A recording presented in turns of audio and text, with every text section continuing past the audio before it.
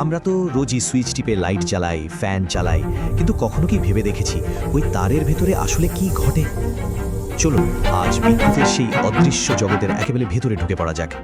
এই রহস্যটা বুঝতে হলে আমাদের ভাবনাটাকে একদম ছোট করে আনতে হবে, একেবারে অ্যাটম বা পরমাণুর পর্যায়ে। তো চলুন শুরু করা যাক এই আণবিক্ষণিক জগতের অভিযান।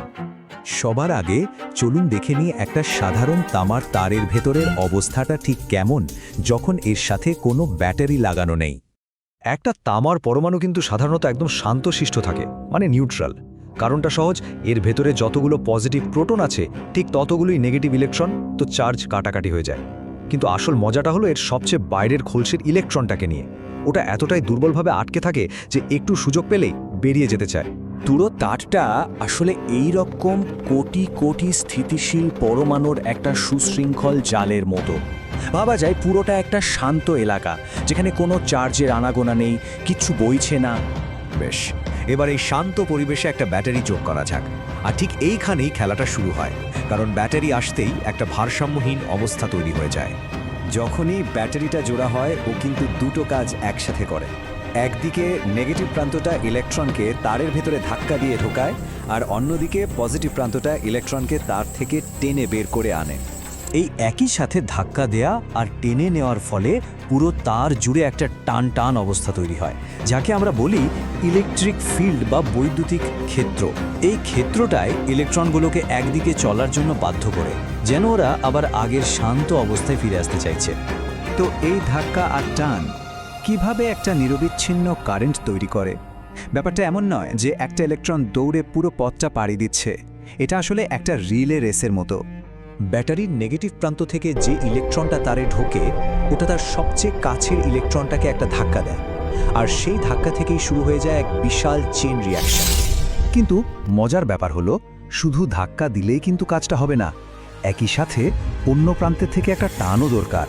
ঠিক যেন সাইকেলের চেইন ঘোরানোর মতো। শুধু একদিক থেকে চাপ দিলে তো হবে না, চাকাটা ঘোরানোর জন্য অন্য দিক থেকে টানতেও তো হবে, তাই না? চলুন পুরো প্রক্রিয়াটা একটু ভেঙে দেখি। প্রথমে নেগেটিভ প্রান্ত থেকে ইলেকট্রনকে ধাক্কা দেওয়া হলো, ঠিক তখনই পজিটিভ প্রান্ত থেকে ইলেকট্রনকে টেনে নেওয়া হলো, আর এই ধাক্কা আর টানের যুগলবন্দিতেই তৈরি হলো একটা অবিচ্ছিন্ন কারেন্টের স্রোত। যখন পজিটিভ প্রান্তটা একটা পরমাণু থেকে ইলেকট্রন টেনে নেয়, তখন সেই পরমাণুটা কিন্তু আর নিউট্রাল থাকে না, ওটা একটা পজিটিভ চার্জের আয়ন হয়ে যায়। আর এই পজিটিভ চার্জ পাওয়া মাত্রই ও পাশের পরমাণু থেকে একটা ইলেকট্রন টেনে নিজের ঘাটতি পূরণ করতে চায়।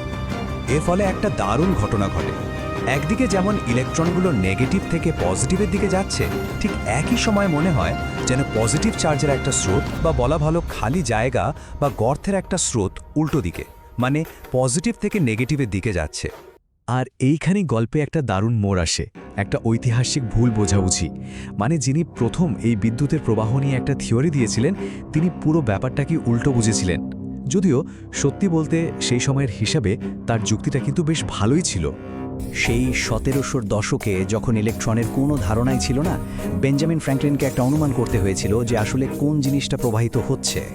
তিনি ওই যে পজিটিভ গর্তের স্রোতটা, ওটাকেই আসল কারেন্ট বলে ধরে নিয়েছিলেন, আর সেই অনুযায়ী তিনি কারেন্টের দিকটা ঠিক করে দিয়েছিলেন পজিটিভ থেকে নেগেটিভের দিকে। বিদ্যুতের সমস্ত প্রাথমিক নিয়মকানুন, ফর্মুলা কিন্তু এই ধারণার উপর ভিত্তি করেই তৈরি হয়েছিল। কিন্তু এর প্রায় 100 বছরেরও বেশি সময় পর যে থমসন যখন ইলেকট্রন আবিষ্কার করলেন, তখন আসল সত্যটা সামনে এলো, আর তাতেই তৈরি হলো একটা বড়সড় দ্বিধা। এই ব্যাপারটা খুব সুন্দরভাবে পার্থক্যটা বুঝিয়ে দেয়। একদিকে আছে ফ্র্যাঙ্কলিনের ঐতিহাসিক মডেল, যাকে আমরা বলি কনভেনশনাল কারেন্ট বা প্রচলিত প্রবাহ, আর অন্যদিকে আছে আসল ঘটনা, মানে ইলেকট্রন ফ্লো, আর দুটোই একে অপরের একেবারে বিপরীত। এখন প্রশ্ন হলো, আমরা তো জেনেই গেছি যে ফ্র্যাঙ্কলিনের ধারণাটা ভুল ছিল, তাহলে ইঞ্জিনিয়াররা আজও কেন সেই প্রচলিত কারেন্টের নিয়মটাই ব্যবহার করেন? সোজা কথায়, কারণ ততদিনে এই নিয়মটা এতটাই প্রতিষ্ঠিত হয়ে গিয়েছিল যে এটাকে বদলানো প্রায় অসম্ভব ছিল। ভাবুন একবার, কত বই, কত গবেষণা আবার নতুন করে লিখতে হতো। তাহলে মূল কথাটা কি দাঁড়ালো? বাস্তবে যা ঘটে তা হলো ইলেকট্রনের প্রবাহ, যার নেগেটিভ থেকে পজিটিভের দিকে যায়। কিন্তু আমরা সার্কিটের ছবি আঁকার সময় বা অঙ্ক করার সময় যে নিয়মটা ব্যবহার করি, অর্থাৎ প্রচলিত কারেন্ট, সেটা ঠিক তার উল্টো দিকে, মানে পজিটিভ থেকে নেগেটিভের দিকে দেখানো হয়। শেষ পর্যন্ত এটা আমাদের বিজ্ঞান কিভাবে কাজ করে সেই বিষয়ে একটা দারুণ প্রশ্ন তুলে ধরে।